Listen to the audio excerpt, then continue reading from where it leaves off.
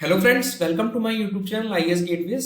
इस वीडियो में हम इंडियन स्टैंडर्ड 269 के कोडल प्रोविजंस को डिटेल में समझेंगे और ये सीरीज का पार्ट 1 वीडियो है। पुराने वीडियोस जो मैंने आईएएस 4, 5, 6 और अदर इंडियन स्टैंडर्ड कोड्स के बनाए हैं वो प्लेलिस्ट पर अवेलेबल है, आप जाके वो समझ सकते हो।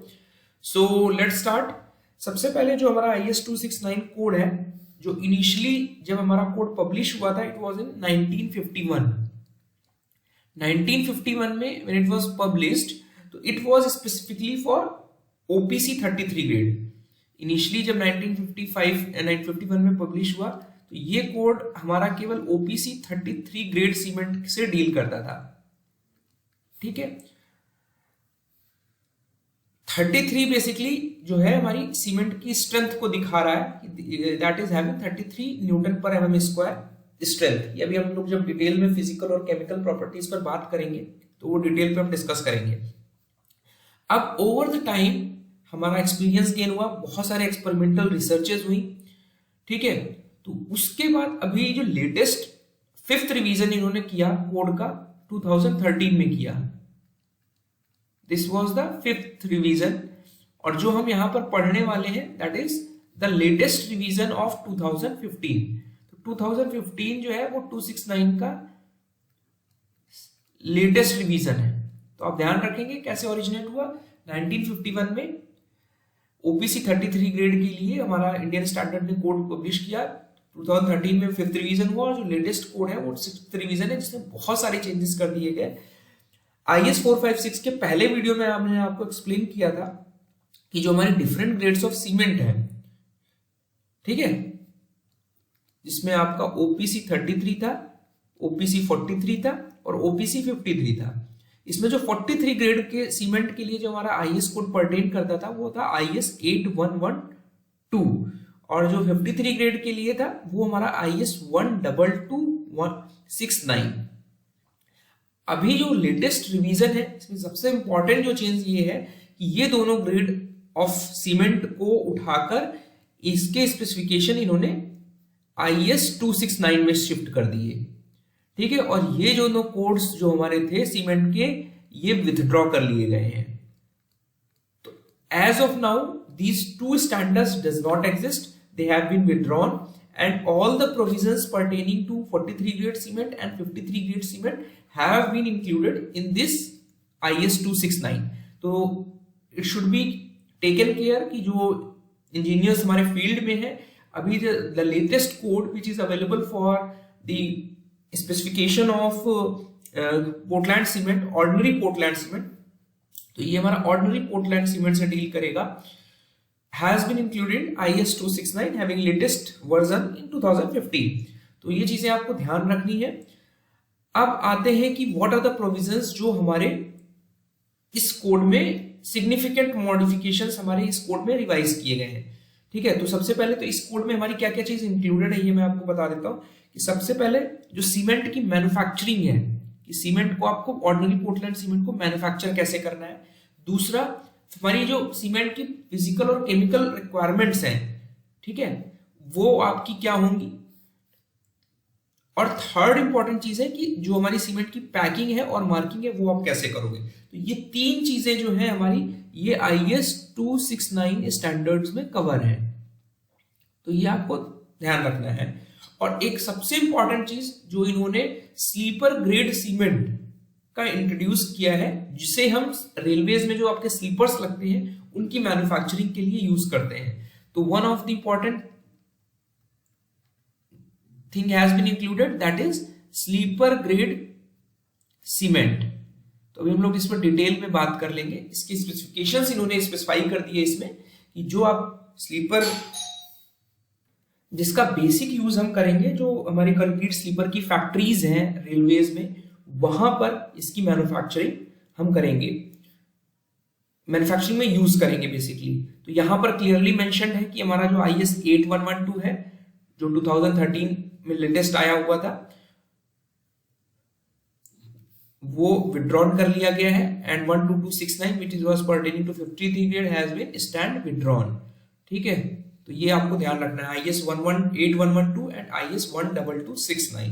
अब जो सिग्निफिकेंट मॉडिफिकेशंस या पॉइंट्स जो इनकॉर्पोरेट किए गए हैं 6th रिवीजन में, वो हम जस्ट ब्रीफ में देख लेते हैं। सबसे इंपॉर्टेंट चीज जो ऐड की इन्होंने, जो हमारे इंडस्ट्रीज हैं, जैसे हमारी कॉपर इंडस्ट्री हो गई, स्टील इंडस्ट्री हो गई, जिंक इंडस्ट्री हो गई, ऑयल रिफाइनरीज हो गई, तो इन इंडस्ट्रीज के जो हमारे बाई प्रोडक्ट्स हैं, जो भी मेन हम प्रोडक्ट बना रहे हैं, उसके बाद जो साइड में प्रोडक्ट्स निकल रहे हैं, रेसिड्यूज हैं जो, उनका हम सीमेंट मैन्युफैक्चरिंग में as a performance improvement, properties improve करने के लिए, फिजिकल और केमिकल प्रॉपर्टीज मॉडिफाई करने के लिए, based on extensive experimental research इनको परमिट कर दिया गया है। अब वो कितना परमिट किया गया है, इस परफॉर्मेंस इंप्रूवर का कितनी लिमिट रखी गई है, वो हम लोग सब्सिक्वेंटली इस वीडियो में देखेंगे।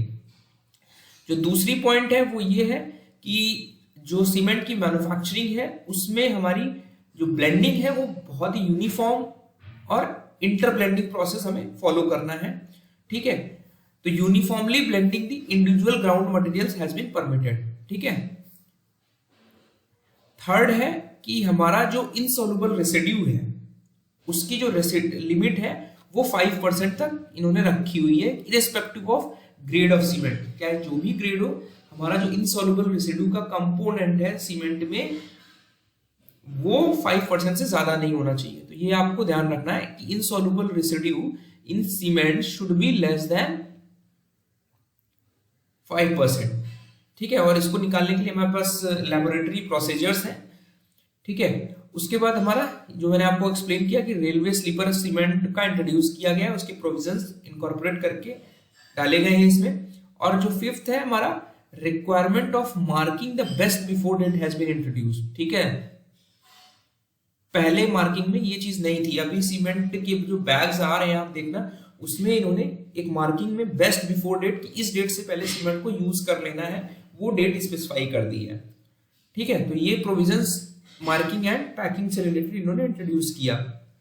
उसके बाद चलते हैं मेन बॉडी पर, कि जो फर्स्ट क्लॉज है इसमें स्कोप डिफाइन किया गया है कि जो ऑर्डिनरी पोर्टलैंड की मैन्युफैक्चरिंग प्रोसेस है, केमिकल एंड फिजिकल रिक्वायरमेंट्स है, वो सारे इस कोड में, इस स्टैंडर्ड में स्पेसिफाई किए गए हैं। और ऑर्डिनरी पोर्टलैंड सीमेंट जो हमारे बेसिकली 33 ग्रेड की है, 43 ग्रेड की है और 53 ग्रेड की है, उस क्लासिफिकेशन में भी थोड़ा सा चेंज किया गया है। और क्लासिफिकेशन में आपके लिए सबसे इंपॉर्टेंट चीज है जो फील्ड में काम कर रहे हैं लोग, कि जो हमारी ग्रेड ऑफ सीमेंट है वो बेसिकली अब ऑर्डिनरी पोर्टलैंड सीमेंट की 5 ग्रेड्स कर दी गई हैं। नंबर 1 ये है ऑर्डिनरी पोर्टलैंड सीमेंट 33 ग्रेड, जहां पे 33 जो स्पेसिफाई कर रहा है is a compressive strength of cement at 28 days, ठीक है।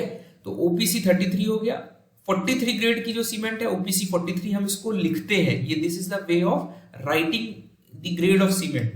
तो third category is ordinary Portland cement 53 grade which is OPC 53, ordinary Portland cement 43 sleeper grade. तो ये हमारे जो लास्ट 2 ग्रेड्स हैं सीमेंट के, these are sleeper grade cements 43S and 53S।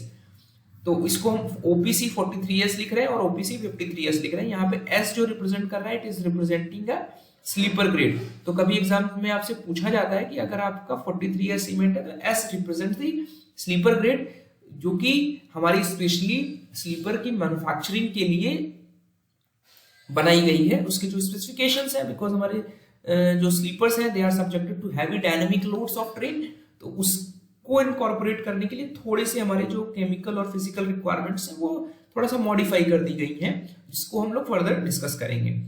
अब आते हैं कि मैन्युफैक्चरिंग जो प्रोसेस है वो क्या है, आप सभी ने पढ़ रखा है, इसको मैं जस्ट आपको ब्रीफ कर देता हूं कि हम सीमेंट की मैन्युफैक्चरिंग में क्या लेते हैं, कैल्शियस मटेरियल लेंगे और एग्री कैल्शियस मटेरियल लेंगे, सॉरी आर्जिलेसियस मटेरियल लेंगे,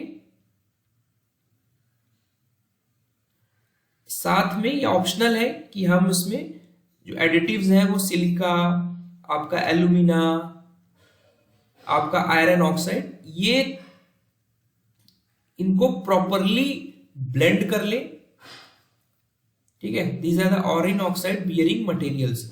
इनको मिक्स करने के बाद हम क्या करेंगे, will mix and burn. Kilns होती है में बर्निंग इंश्योर करेंगे और किस टेम्परेचर पे इंश्योर करेंगे, it is at clinkering temperature. ठीक है, तुम्हारी जो किल्स होती हैं उसमें ये जो टेम्परेचर रेंज है ये हमारा 1400 डिग्री से 1500 डिग्री सेल्सियस रहता है। तो it is known as clinkering temperature, जहां पर हमारे क्लिंकर्स फॉर्म होंगे। क्लिंकर्स बनने के बाद हम क्या करेंगे, इनकी ग्राइंडिंग कर देंगे to match the requirement of this code. तो हमारी जो प्रोडक्ट बन के आएगा that is known as cement. ठीक है, अब इंपॉर्टेंट चीज इसमें ये आ जाती है कि कोई भी मटेरियल आपको बर्निंग के बाद ऐड नहीं करना है, एक्सेप्ट 2-3 आइटम्स हैं। आप जिप्सम बर्निंग के बाद ऐड कर सकते हो, ठीक है, वाटर ऐड कर सकते हो, और एयर एंट्रेनिंग एजेंट्स या हमारे कलरिंग एजेंट्स जो भी आप ऐड कर रहे हो वो आप बर्निंग के बाद ऐड कर सकते हो। लेकिन जो एयर एंट्रेनिंग एजेंट्स या कलरिंग एजेंट्स की लिमिट है दैट इज 1%। तो ये ध्यान रखना है, लिमिट जो है हमारी एयर एंट्रेनिंग एजेंट्स या कलरिंग एजेंट्स, इन सभी को मिलाकर हमारी जो लिमिट है it should be less than 1%। ठीक है, इनकी लिमिट जो है 1% से कम रखनी है, which are they have been prove to be harmless. Colouring agents, colour cement जो हमारी कलर सीमेंट आती है, अगर आपको कलरिंग एजेंट डालना है उसमें तो you can put it after burning of cement clinkers.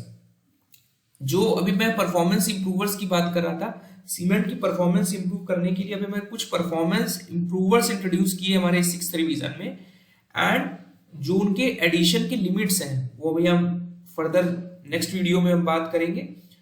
All such additions may also be done by inter blending process by intimately and uniformly blending the individual ground materials so as to produce the cement capable of complying with this standard। ठीक है, जो limit of addition है performance improver की, they shall be inclusive of 1% additives as mentioned above. तो ये 1% जो हमारे air entraining agents थे और कलरिंग एजेंट्स थे, उसमें ये परफॉर्मेंस इंप्रूवर की जो लिमिट है वो इंक्लूडेड है। ठीक है, लेकिन इंपॉर्टेंट चीज ये है कि जो 1% की जो लिमिट रखी गई उसमें सारे तरीके के एडिटिव्स, परफॉर्मेंस इंप्रूवर सभी इंक्लूडेड है। लेकिन अगर आप परफॉर्मेंस इंप्रूवर्स को कॉम्बिनेशन में यूज करना चाहते हो, ठीक है, तो उस केस में जो टोटल एडिशन परमिटेड है परसेंटेज में, total addition is permitted up to 5%। ठीक है, तो ध्यान रखना है कि अगर आप एक से ज्यादा परफॉर्मेंस इंप्रूवर यूज कर रहे हो तो total addition can go up to 5%।